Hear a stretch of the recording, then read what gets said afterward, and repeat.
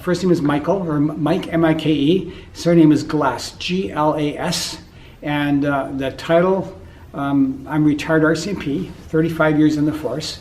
And I also do, since 1994, this program to do with teaching the Canadian Firearm Safety course. I was in the first class of the instructors. And before they can purchase a gun, they need to take the Canadian Firearm Safety course. They have to be over 18 years or older to begin with. Then they take the Canadian Firearm Safety course, which is broken down into two courses. One is for the non-restricted, which means shotguns and rifles, and the other one is for handguns, which means restricted. The non-restricted, you can then transport it, you can go hunting with it, you could take it to the gun range, you don't need permits. Mm-hmm. But you have to transport it very minimum, unloaded out of sight in your vehicle. A handgun is a restricted. That can be moved, but you need a permit to move it. You have to belong to a gun club before you can buy a handgun.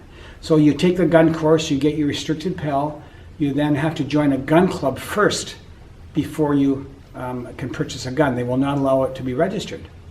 So then they automatically then you will get an authorization to transport that restricted firearm to the gun club and home, or to a gunsmith and home, or to a police station for verification of home. So if they only want to buy a long rifle or shotgun, they take an 8-hour course. It consists of classroom, hands-on experience, and the training.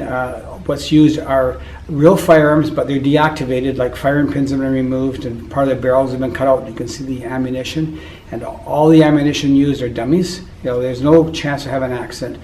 So they're trained in that. Now, once they pass that test, that's a prerequisite for your gun license, which is called a possession acquisition license. The acronym is PAL. Okay, then once they have the prerequisite, doesn't guarantee they're going to get a PAL, because there's a series of questions in your PAL application, like have you ever been convicted of a criminal offense? Have you ever gone through a divorce, suffered depression, attempted suicide? Many things where if you answered yes to one of them, doesn't necessarily mean you're going to be denied. The RCMP will look into it and examine it.